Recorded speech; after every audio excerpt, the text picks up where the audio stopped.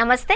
కర్నూలులో హైకోర్టు శాశ్వత బెంచ్ ఏర్పాటుకు చర్యలు తీసుకోవాలి అని కోరుతూ రాష్ట్ర ప్రభుత్వం రాసిన లేఖకు తామేమీ కట్టుబడి ఉండాల్సిన అవసరం లేదు అని హైకోర్టు ధర్మాసనం స్పష్టం చేసింది.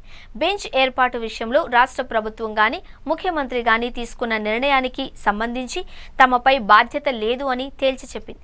ఈ విషయాన్ని తాము చాలా స్పష్టంగా చెబుతున్నామంది. న్యాయ వ్యవస్థ స్వతంత్రత విషయంలో ఎవరు జోక్యం చేసుకోలేరు అంది. అందుకు తాము ఎంత మాత్రం అనుమతించబోము అని స్పష్టం చేసింది.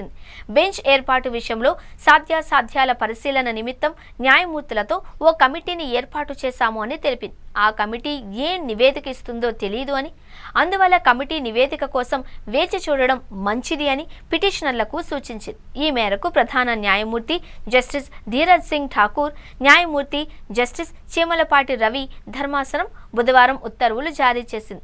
కర్నూలులో హైకోర్టు శాశ్వత బెంచ్ ఏర్పాటు విషయంలో అభిప్రాయం తెలపాలి అంటూ రాష్ట్ర ప్రభుత్వం తరపున న్యాయశాఖ కార్యదర్శి గత ఏడాది నవంబర్ 20న లేఖ రాసింది.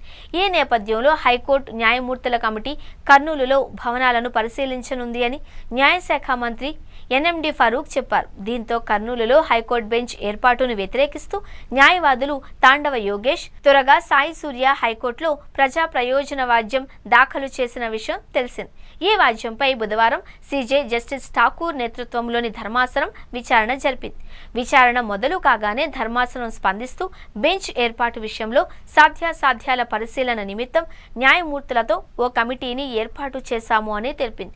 బెంచ్ ఏర్పాటు అవసరం ఉందా లేదా, దేశంలో పలుచోట్ల హైకోర్టుల బెంచ్ల ఏర్పాటు ఎలా జరిగింది, అందుకు అనుసరించిన విధి విధానాలు ఏంటి వంటి అన్ని విషయాలను కమిటీ పరిశీలిస్తుంది అని తెలిపింది. కర్నూలులో బెంచ్ ఏర్పాటుకు సంబంధించి మీడియాలో వస్తున్న కథనాలు తప్పుదోవ పట్టించేవిగా ఉన్నాయి అంది. క్షేత్రస్థాయిలో అన్ని అంశాలను పరిగణనలోనికి తీసుకునే ఈ కమిటీ నివేదిక ఇస్తుంది అని తెలిపింది. కమిటీ నివేదిక వచ్చాక ఆ నివేదికపై న్యాయమూర్తులందరితో కూడిన ఫుల్ కోర్టులో చర్చించి ఓ నిర్ణయం తీసుకుంటాము అని స్పష్టం చేసింది.